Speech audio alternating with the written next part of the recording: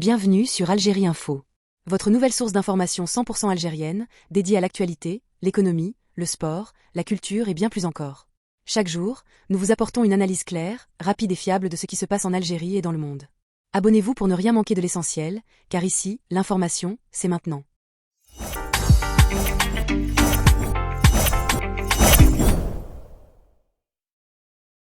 L'Algérie a décidé de légaliser le commerce dit du cabas en accordant le statut d'auto-entrepreneur aux petits importateurs.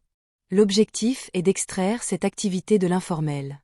Un décret exécutif fixant les modalités d'exercice du commerce dit du cabas a été publié au journal officiel dimanche 29 juin. 20 algérien. L'entrée en vigueur de cette mesure s'est accompagnée d'une flambée de l'euro sur le marché noir des devises en Algérie. La monnaie unique européenne a battu un nouveau record historique à 264 dinars l'unité jeudi 3 juillet. Certains imputent cette hausse à la légalisation du commerce du cabas, ce que ne partage pas l'économiste Brahim Gendouzi qui décrypte à TSA l'impact de la légalisation du commerce du cabas sur le marché noir des devises en Algérie.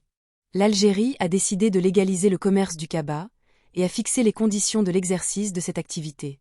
Certains redoutent des effets sur le marché noir des devises, d'autres appréhendent une atomisation de l'activité d'importation qui est déjà difficile à contrôler.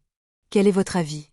La légalisation du commerce sous forme de micro-importation réalisée par l'auto-entrepreneur, tel que cela ressort dans le décret exécutif numéro 25 à 170, permet essentiellement à l'État de leur faire éviter les risques encourus, saisie de marchandises, amendes, etc., par les personnes qui exerçaient cette activité au noir, essentiellement des jeunes .20 algériens. En leur octroyant le statut d'auto-entrepreneur, et en limitant le champ de cette activité, les pouvoirs publics espèrent exercer un meilleur contrôle. Cependant, l'article 7 du décret stipule que l'auto-entrepreneur devra financer son activité sur ses devises propres, lesquelles seront logées dans un compte bancaire. De ce fait, la mini-importation restera adossée au marché informel des devises, ce qui limite l'effet escompté par la régularisation de cette activité. La légalisation du commerce du cabas va-t-elle provoquer un effondrement du dinar sur le marché noir des devises ? Les offreurs et les demandeurs sur le marché informel des devises sont tellement nombreux, les montants négociés n'atteignant pas des niveaux exorbitants, que la micro-importation ne pourra influer fortement sur les cours de change qui se forment au jour le jour. Il est d'ailleurs étonnant de constater comment le marché informel s'adapte à différentes situations grâce à la forte disponibilité des devises en dehors du canal bancaire. Au demeurant, le ministère du Commerce pourra cette fois-ci cerner le nombre des personnes qui vont s'adonner à la mini-importation grâce à la délivrance de la carte de l'auto-entrepreneur.